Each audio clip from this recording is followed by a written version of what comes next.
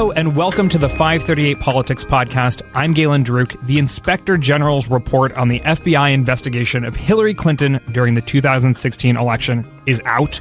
The review began in January of 2017, and after a year and a half, we have the results. I don't know that anyone is completely shocked by what's in the report, but it's definitely going to be used as a political tool, so we might as well dig into that. And here with me are Editor-in-Chief Nate Silver. Hey, Nate, how's it going? Good. How are you, Galen? You know, I'm doing pretty well. Read all 500 pages already. It's only been out for a couple hours, but, you know, speed reading. And joining us from D.C. is senior politics writer Perry Bacon Jr. Hey, Perry. Hey, guys. Did you manage to read all 500 pages by the time you got on with us? I've read most of it, but I haven't finished all 500 pages. What page are you on?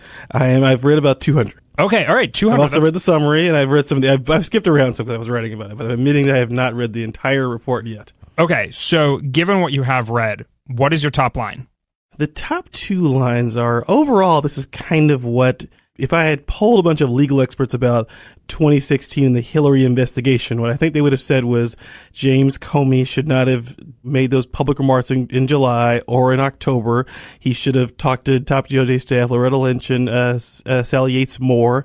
He did not behave particularly well in that process, but the investigation itself concluded the right things, and namely that it didn't charge Hillary with any kind of crime. So I think overall that was not surprising. There were two elements that were surprising. One, that Comey appears to have had a personal email he was using himself while doing the investigation. I think, is that what you call irony? That was irony. Don't you think? think? Some of the text messages have come out have been interesting. We'll get into that, I'm sure, later on. I mean, the general sense is that it's good that Comey put out his book before this report came out because it's not very forgiving to his conduct in particular or the Bureau's in general. I mean, Comey freelancing both with the October 28th letter, which, as we've written, very probably an event that was enough to cost Clinton the election, and kind of not going through reasonable protocols or usual protocols and procedures, and also not really like having a particularly good explanation as to why, except for, you know, I wanted to save my own reputation or my interpretation of the Bureau's reputation. But like, I think they called the actions like insubordinate in one case, but they also criticized lots of people. They criticized Loretta Lynch for both her tarmac meeting with Bill Clinton. Okay, maybe that happens, but then taking a really indecisive approach of what to do about it, right? Where she didn't recuse herself, but nor was she really like asserting herself and doing her job. So she doesn't come across looking well. These two agents who are texting back and forth, I think Trump will probably have a lot to say about that. It certainly sounds, it's limited. It's one message, but it's pretty explicit. What were the words exactly that were used? I think it was that we will stop. Is Trump really going to win? And it's like, no, he won't. We will stop it, or something like that. Trump's not ever going to become president, right? Right? And then the other agent replies, no, he's not. We'll stop it. Yeah.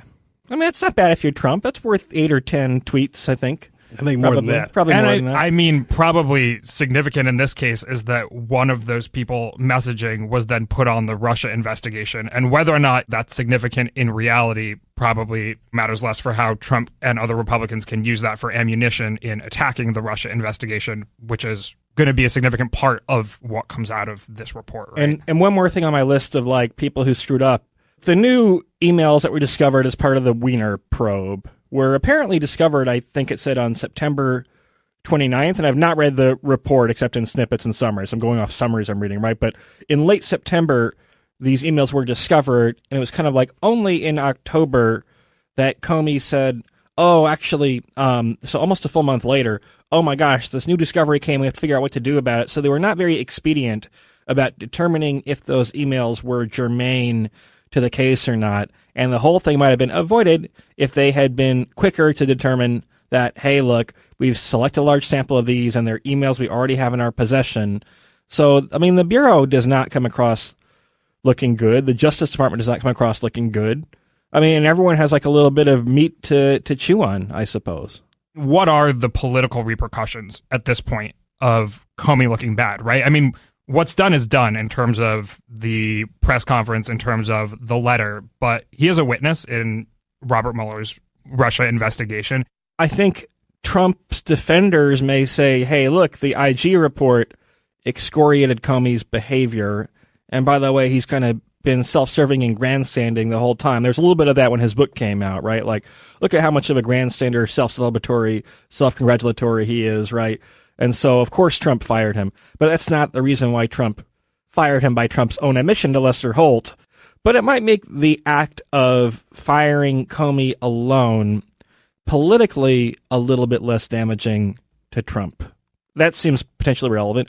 You know, you can also go the other way is like, okay, now Trump's going to go on this kind of, I mean, this email about we'll stop it or whatever. I mean, that's like, you know, that's a good soundbite for Trump. And so one could also argue that that will make him bolder in ways of obstructing the investigation or pardoning people or firing people in ways that could be to his detriment in the long term. But it will give him ammunition to continue raising doubts. It also obviously gives people who don't like Comey or who thought he affected the election for Clinton, which we think the evidence says that he did, not on purpose, but like we think that was enough to alter the outcome of the election.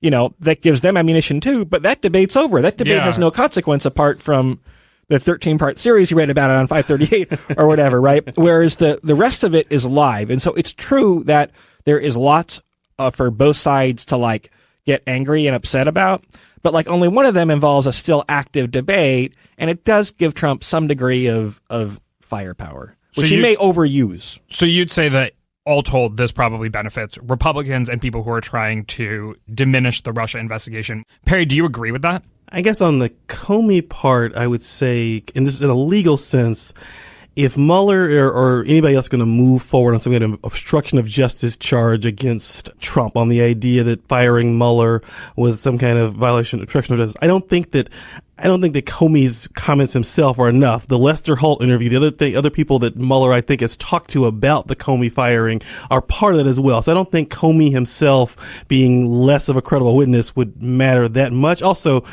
the narrative that Comey told about his interaction with Trump and being fired by Trump has been sort of affirmed in a bunch of ways as well. The report, I would argue, suggests Comey is overly honest, is like in a certain way, and overly candid, which sort of goes with how he's acted in 2017 as well. In terms of the politics, I would say the one thing I agree with what Nate said generally. I would say the report suggests the FBI is not overall corrupt or not. I mean, Trump has attacked the FBI in these very frontal terms throughout the last year and a half, and I think overall the report does say the FBI does not have political bias, which I think sort of rebuts a core charge. I mean, if they concluded that the FBI does have some anti-Trump bias beyond these texts, that would have been a big thing. So I think that's an important part of the report as well. I mean, ironically enough, the justification that the Trump originally laid out through Rosenstein for why he fired Comey is well supported, right, by the IG report. But of course, Trump's subsequent admissions that it maybe did have to do with Russia contradict that original rationale. The original rationale was also a little cockamamie in the sense that, like, okay, so Trump fired Comey for mishandling the Clinton investigation in a way that probably worked to Clinton's detriment and probably got Trump elected. You know, I mean, that was a weird, but like, I guess kind of intellectually coherent, if implausible, practically justification. But like now, I don't know. But I'm sure he'll feel emboldened by it. I'm sure it'll escalate the rhetoric with Comey. So beyond the trustworthiness of James Comey as a witness in the Mueller investigation, what about overall faith in the FBI? Do we see this generally affecting how Americans view the FBI? And could that in turn affect faith in the Mueller investigation writ large? I mean, the obvious answer is, yeah, that lots of stuff that the FBI has done over the past year, you know, you would imagine has shaken public faith in the FBI's impartiality. You know, I mean, the reality is that there are lots of people who are, I think, highly political or politicized within the FBI. I mean, certainly if you looked at the course of the campaign and the Russia investigation and the way that investigation and the Clinton investigation for that matter, you know, the media knew a lot about those investigations, and they probably knew them by partisan sources within the intelligence bureaus and the FBI and kind of people, you know. I think it's probably the case that like pro-Trump factions of the FBI were kind of leaking to the New York Times, for instance, and saying, hey, look, the Russia investigation's not really going anywhere, right? Because they kind of infamously poo-pooed it before the election took place. And like, you know, I'm sure also that there are lots of Clinton partisans within the FBI. Probably most people that work for government probably are Democrats, maybe less than the FBI, the other agencies. But yeah, the notion of like an impartial FBI that Comey kind of claimed to be working so hard to protect. I mean, I think one of the kind of Greek tragic elements of Comey and the FBI in general, right, is that like in this attempt to make the FBI appear above board, he acted in ways that had a profound political impact that, although again, I think not his intention, did disproportionately hurt one of the candidates in a close election where, might have affected their result. But he did that in an attempt to like preserve this appearance of nonpartisanship. I find that ironic because I think a lot of the ways 2016 was covered by the media was also done in a way to preserve the media's appearance of nonpartisanship. That was part of why, like, the whole Clinton email scandal. I mean, well, now it turns out that Comey, of all people, also is using a Gmail account to conduct government business, apparently. And like everyone was. I mean, Trump is, or at least a lot of people in the White House is. I don't think Trump emails that much. But like, the fact that was made such a big deal of was in part because the media wanted to show that they're not the liberal media, not the liberal New York Times or the liberal Washington Post, want to show how tough they can be on Democrats and how seriously they take these breaches of protocol for Hillary Clinton. And so gave that issue disproportionate amounts of coverage. So I don't know the date in front of me. I think there's some evidence that from, say, November to today, that Republicans are more skeptical of the Mueller investigation, more skeptical of DOJ and FBI's objectivity. So if you think of the last sort of year of this campaign by, I'd say, the House Freedom Caucus, Devin Nunes, President Trump, the White House, to suggest the FBI is biased against Trump, to suggest it's not objective, to suggest this investigation is politicized, I think that campaign has worked in the sense that it's made Republicans much more skeptical as voters. And therefore, if you notice over these last few months, it went from, you used to have a class of Republicans, which was a pretty big group, which was basically if you asked Paul Ryan about Robert Mueller a few months ago, maybe January, he would have said, let's let Mueller finish the investigation. Period.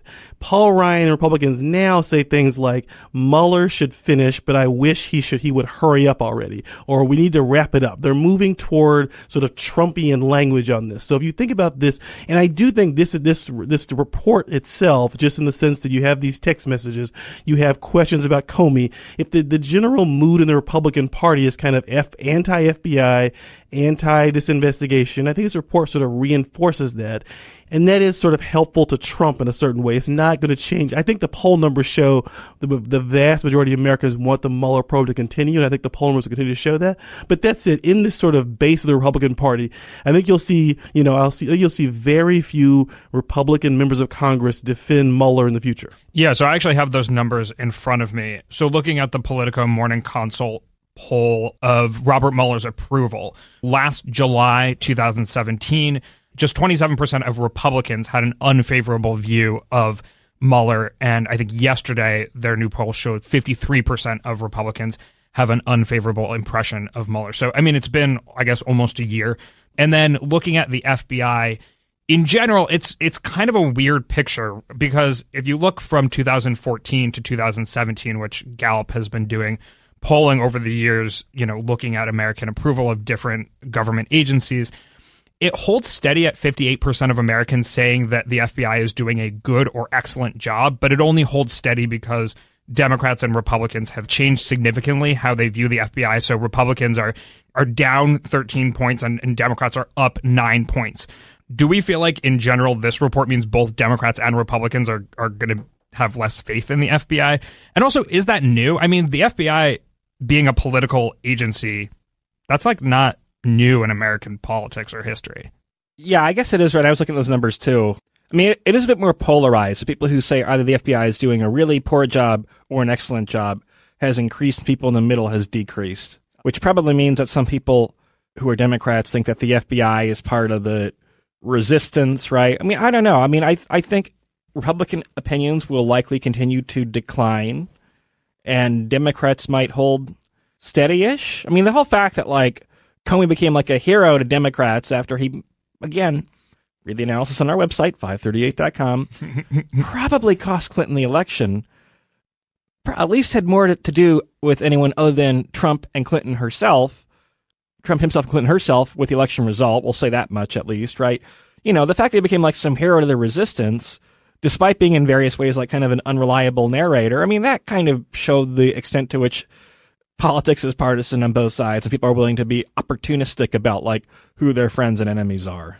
I mean, is there a point at which disapproval of Mueller gets high enough that it endangers the ultimate conclusions of his investigation? I think there's a danger that like Republicans like Paul Ryan feel like they can tell Mueller, hey, wrap it up already, and that Trump feels emboldened to take those cues and fire him. Sure, yeah. You know, I mean, when the report comes out, I don't know, I think we're in a different stage of the game, and I think things could be different. You know, and I think if Trump actually were to fire Mueller, that like the opinion right now might not be very indicative of like where things end up, right? But like, you know, this is going to embolden the witch hunt talking point. Mm-hmm. And the 13 angry Democrats. These are all memorized, right? I don't have my computer in front of me for a change, but like thanks to the president's constant repetition on Twitter, you know, I have all these phrases memorized. Wait, the 13 angry Democrats? Yeah. Who are the 13 angry Democrats? I don't know what that means. He just says it all the time, and it has anything to do with like the Russia investigation. Wait, Perry, do you know who the 13 angry Democrats are? I do not. But anyway, so Perry, Nate mentioned firing Mueller. Do you see Mueller as more endangered than perhaps previously?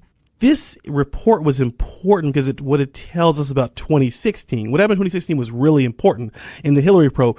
I don't think this report tells us much what happens in the future, because Mueller's going to keep investigating, and I think what Mueller's report says and what Mueller's indictments are will be important no matter what's in this report. Mueller is not listed. The agent's working now for Mueller. Like Mueller, since the agent who sent the text messages left the investigation, Mueller's indicted 20 people. So I don't think I just think his probe is pretty much, I mean, whatever Republican opinion is about Mueller, they would have attacked Mueller if this report was not released too. So I think that's a different factor. But I think in reality, Mueller's investigation is the game here, and that remains the same no matter what this report said.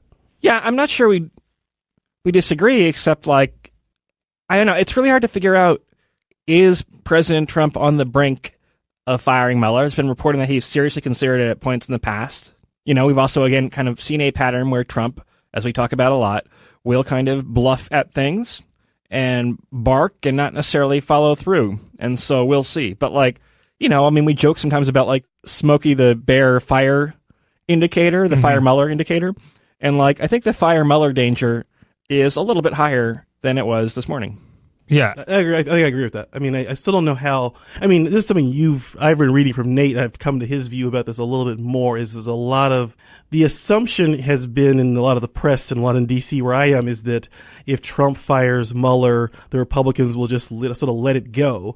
And Nate has been tweeting and saying, I don't want to speak for him, that we should not necessarily assume the comments of Paul Ryan pre-firing or the comments of Paul Ryan post-firing.